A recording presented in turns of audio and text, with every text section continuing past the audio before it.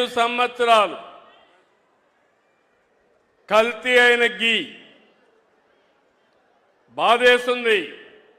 అలాంటి గీ తీసుకొచ్చారు. మామూలు కెమికల్స్తో తయారు చేశారు. పేపర్లో వస్తే నాకే ఆశ్చర్యం వస్తూ ఉంది. ఎలాంటి కెమికల్స్ అంటే మన బాత్రూముల్లో వేసి క్లీన్ చేసే కెమికల్ని గీలో వేసి దాన్ని మళ్ళీ లడ్డు చేసి మనం తినే పరిస్థితికి వచ్చామని వస్తున్నాయి. శ్రీశైలంలో కూడా కల్తీ జరిగిందని కెమికల్స్ 2 ఉన్నాయి. కెమికల్స్ వాడినప్పుడు కొన్ని వెజిటబుల్ వాడతారు. వెజిటబుల్ ఫ్యాట్ వాడితే ఎక్కువ రేటు, అనిమల్ ఫ్యాట్ అయితే తక్కువ రేటు.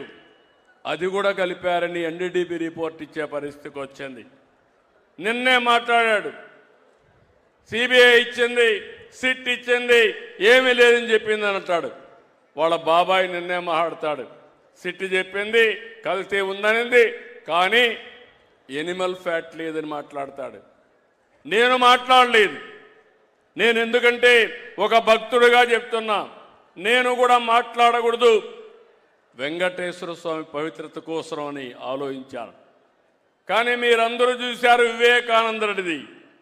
వివేకానంద రెడ్డి బాబాయిని చంపి నెక్స్ట్ డే నా చేతిలో కత్తి పెట్టి నారాసుర రక్త చరిత్రను పెట్టారా లేదా తమ్ముళ్ళు అని అడుగుతున్నా.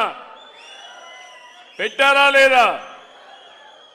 ఇప్పుడు కూడా నేను గమ్మునుంటే రేపో ఎల్లుండో అప్పుడే స్టార్ట్ చేశారు.